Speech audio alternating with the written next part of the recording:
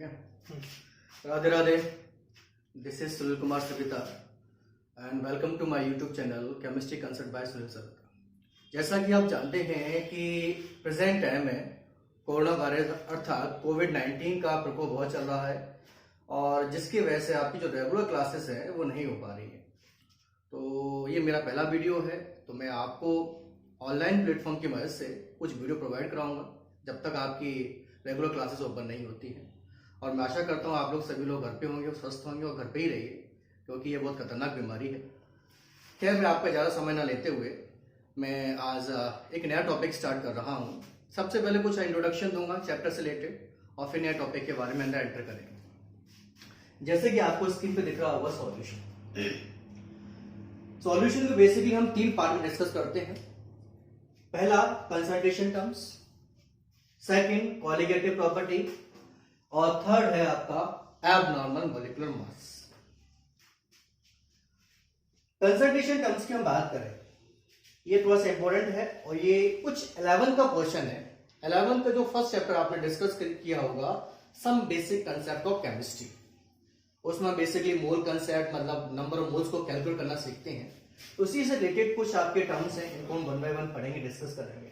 जैसे कि आपको दिख रहा है मोलैरिटी, ऐसे हम कैपिटल एम से रिप्रेजेंट करते हैं। अभी मैं एक्सप्लेन नहीं कर रहा, इनको हम वन बाय वन डिस्कस करेंगे नेक्स्ट वीडियो में।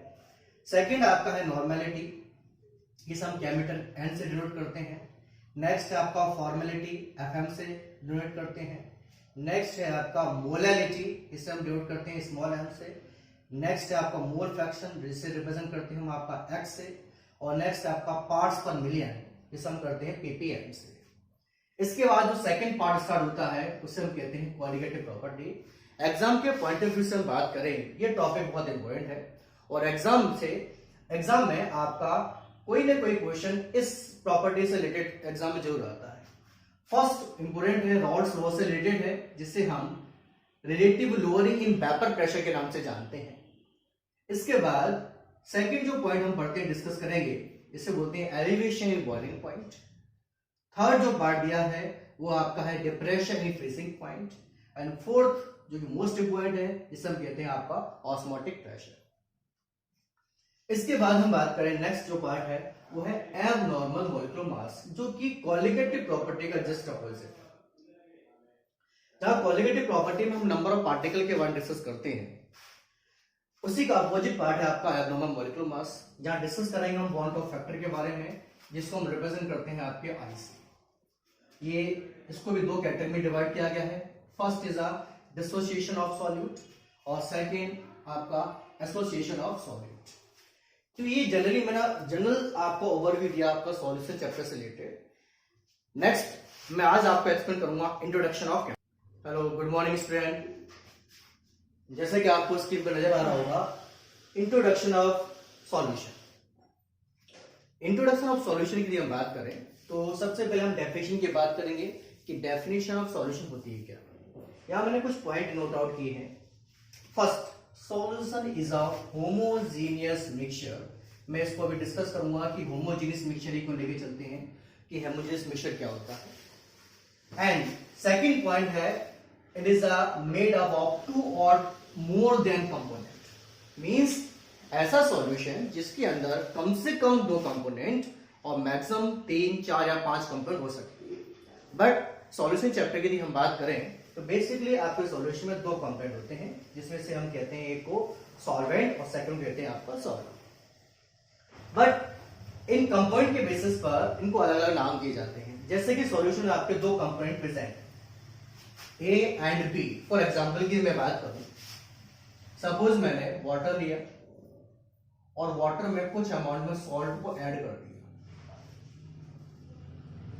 यहां पर एक कंपोनेंट आपका वाटर है, सेकंड कंपोनेंट क्या है बेटा आपका सॉल्ट है। इस बेसिस पर दो कंपोनेंट होंगे तो that type solution is called binary solution. ऐसे हम बात करें सॉल्यूशन में आपके तीन कंपोनेंट प्रेजेंट हैं। फॉर एग्जांपल की हम बात करें, ऐसे ही ले सकते हैं, suppose water plus NaCl plus sugar. तो आप देखेंगे यहां पर तीन कंपोनेंट प्रेजेंट है, तो ये सॉल्यूशन कहलाता है बेटा आपका, इस टाइप का सॉल्यूशन है टर्नरी सॉल्यूशन। नेक्स्ट हम बात करें, यदि आपके सॉल्यूशन में चार कंपोनेंट प्रेजेंट हैं तो इस टाइप के सॉल्यूशन को बोलते हैं क्वार्टरनरी सॉल्यूशन। जैसे कि एग्जांपल की हम बात करें, फिर वाटर लिया, वाटर में हमने NaCl ऐड किया, नेक्स्ट शुगर ऐड किया, और नेक्स्ट प्लस हमने lemon means citric acid present किया। इस बेसिस आप देखेंगे सॉल्यूशन जब आपके 4 कंपोनेंट प्रेजेंट हैं, तो इस टाइप के सॉल्यूशन को हम कहते हैं बेटा आपका क्वार्टरनरी सॉल्यूशन। बट हम सॉल्यूशन चैप्टर में जितने भी सॉल्यूशन से रिलेटेड टर्म्स या न्यूमेरिकल जो करते हैं, उसमें बेसिकली आपके 2 कंपोनेंट प्रेजेंट होते हैं जिसे हम बाइनरी सॉल्यूशन कहते हैं। ये 2 कंपोनेंट प्रेजेंट हैं तो उनको मैंने 2 पार्ट में क्लासिफाई किया है। फर्स्ट इज अ सॉल्वेंट और सेकंड इज आपका सॉल्यूट। तो सबसे पहले तो हमें ये आइडेंटिफाई करना जरूरी है कि जो कंपोनेंट है, किस कंपोनेंट को हम सॉल्वेंट कहते हैं और किस कंपोनेंट को हम आपका सॉल्यूट कहते हैं। बट जनरली हम जो डेफिनेशन पढ़ते हैं तो आपको बताया जाता है कि ऐसा कंपोनेंट जो कि एक्सेस क्वांटिटी में प्रेजेंट होता है उससे हम आपका सॉल्वेंट कहते हैं, और ऐसा कंपोनेंट जो लेस क्वांटिटी में होता है उससे हम आपका सॉल्यूट कहते हैं। या फिर आपको यह बताया जाता है कि ऐसा कंपोनेंट जिसको मिलाया जा रहा है वो सॉल्यूट है और जिसमें मिलाया जा रहा है वो सॉल्वेंट है। लेकिन ये डेफिनेशन गलत है, ये कोई यूनिवर्सल डेफिनेशन नहीं है। फॉर एग्जांपल की हम बात करें, सपोज दैट मैंने यहां वाटर लिया, ये वाटर है और वाटर में यहां मैं शुगर को ऐड कर रहा हूं, तो आप कहेंगे जिसको मिला रहे हैं मींस शुगर सॉल्यूट है और जिसमें मिला रहे हैं वो आपका सॉल्वेंट हो गया। ठीक है, मान लिया।